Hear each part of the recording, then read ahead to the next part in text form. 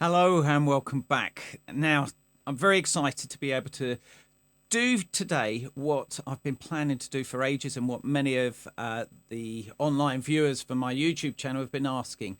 And that is to be able to give you an insight into learning this great work, one of the greatest classical guitar pieces of all time, one of the most recognizable classical guitar pieces.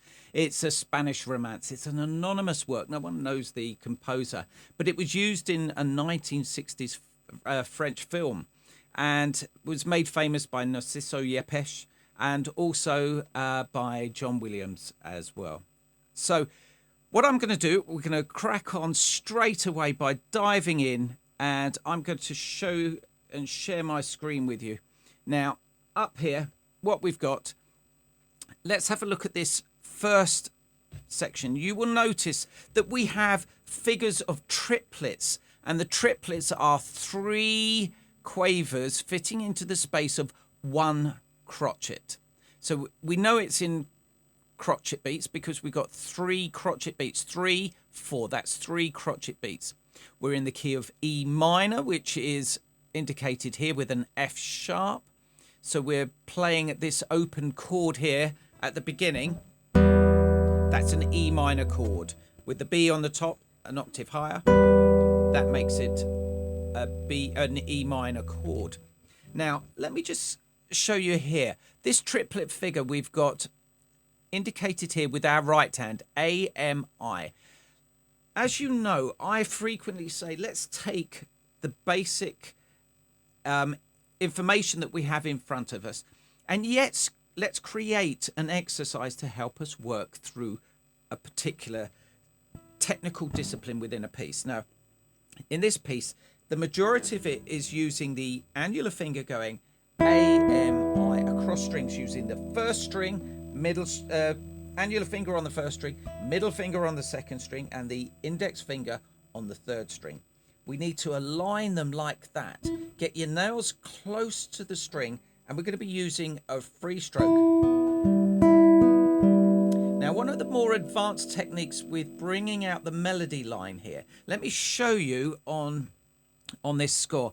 I've got my own annotations on here. Now, you can see here, this is the melody. So, bum, bum, bum, bum, down to the A, G, G, F, sharp, and E. So,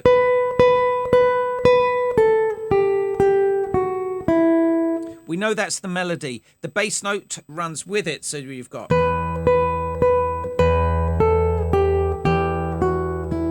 And then the accompaniment here is these off strings. Put it together, you have this.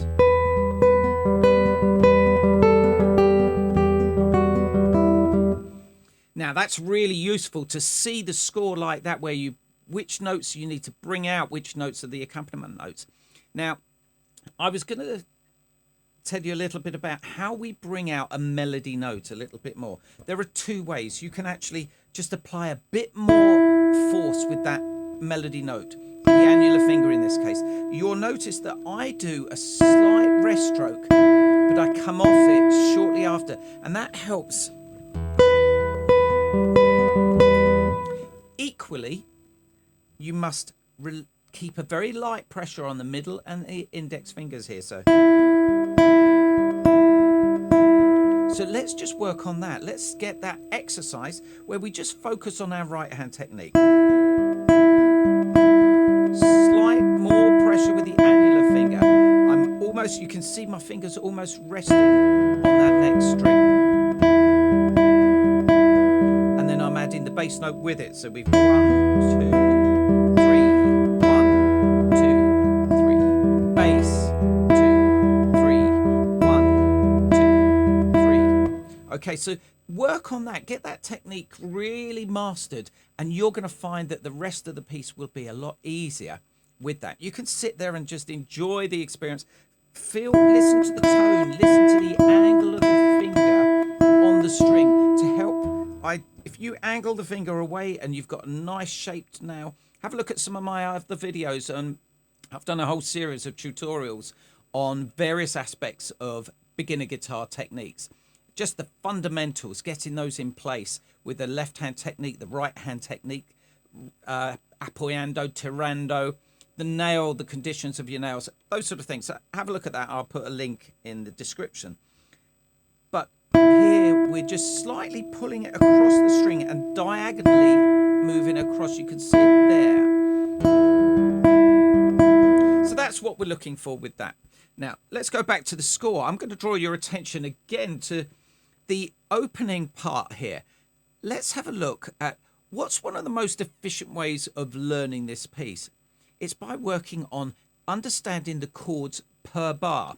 So once you've got your right hand sorted out, just establish the position of your left hand. So I'm starting with my fourth finger set in fourth position. But equally, you could do it in fifth position and then shift to a different position there. I like to come back on the second finger from the from the A down to the G, and then I'm in second position. Now, the important thing here is to understand that what's the smoothest progression from one position to the next.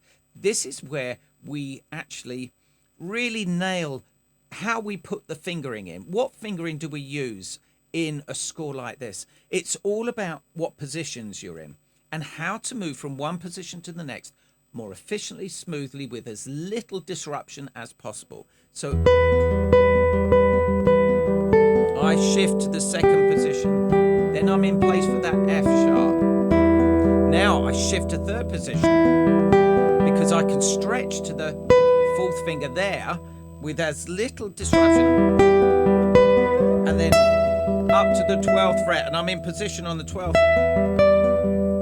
So that's what I've done for the moment. Let's go back to the score again. Let's just have a look. You could play each group of three. That's a really good way of practicing this piece. So here we can see at the beginning, the whole of the first bar, play it as one chord.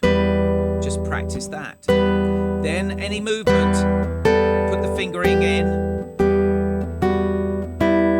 Then we go to the next section. Now, as you remember, I did it third position, shift up with the first finger, and then we can stretch up to the 12th fret there. I'm in position, so my second finger is on the D, and then we can slide the second finger back to the, so you have that. And then have a look at this. You're then in position to come to our fifth shape. Now, as indicated here, we've got a bar or a half barre on the fifth position.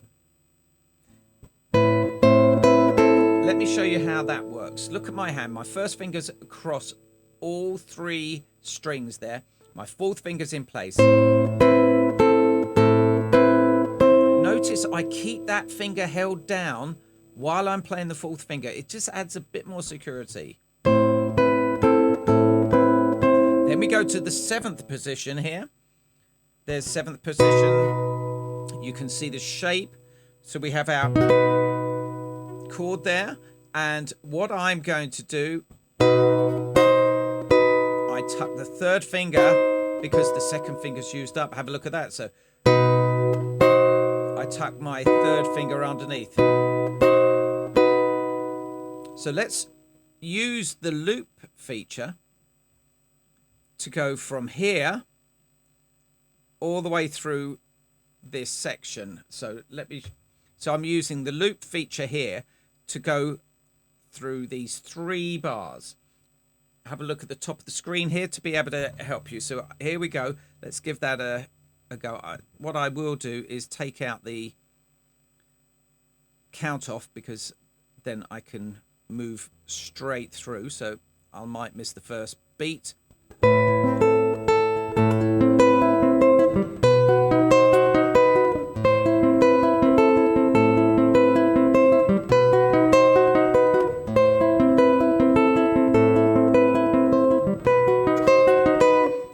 Break it down a little bit more Let's take it to that. In fact, now what I am going to do, if I put back in that bar, it gives you a bit of time to jump back. So we're going from, we need to get across there. Let's slow the tempo down, and you can see it then. 1, 2, 3. You get across to that shape. Look at the move from there. Break it down. I need to get across to this shape, so that you start morphing the fingers into the shape there, just like that. That makes life a lot easier. Right, let's come out of the loop. You can work on that. You can work on that yourselves. Then you're already in position. So then you're in position over here. You've got your reach up with the fourth finger, tuck that third underneath again. Look at the top of the screen to see my fingers. And then reposition again. So you're back to that opening idea.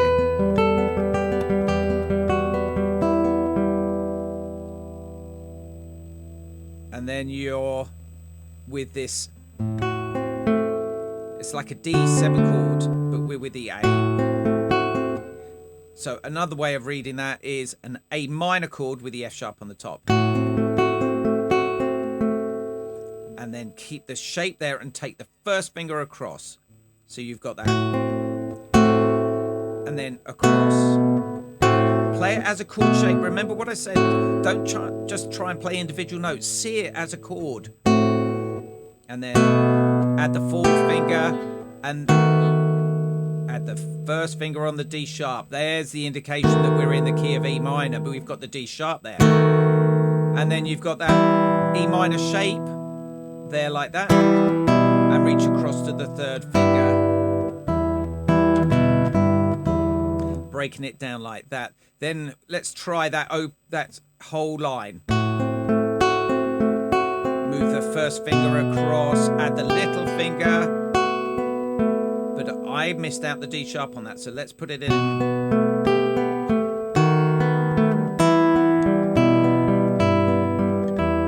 Different scores don't use that D sharp, but I quite like it there. It leads, that D sharp leads into the E there, which D sharp into the E minor. There's the cadence there.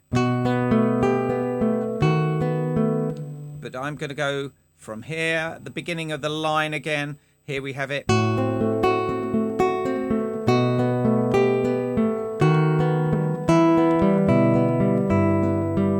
then you can see. Now, that is the first section of the Spanish Romance. That's the E minor section. The piece works as an A-B-A form. You have the A section repeated. That's the E minor section. Then next video will be on the more difficult major section, the B section, which is repeated. And then you recapitulate. You go back to the first section, the A section, the E minor. I hope that helps. Some small little points that are designed to give you a bit more of an insight into how to play this piece, this great piece, more efficiently. Have a look at the TomPlay app. It does a 14-day free trial. But also, if you like it and you want to then go ahead and purchase this piece or do a yearly subscription, premium subscription, I've got a code that I'll include in the description below. And that gives you a great reduction in the yearly premium cost. So till next time, I hope you've enjoyed this. Do like it if you have. And also, please do subscribe. Press that button because I have a lot of videos that I put out, hopefully designed to help you. Look at some of my basic training that I use with my tutorials. In the meantime, crack on with this. Have fun with it. It's a lovely piece. And when you start to play it well, it's one that will stay in your repertoire forever. All the best. See you next time.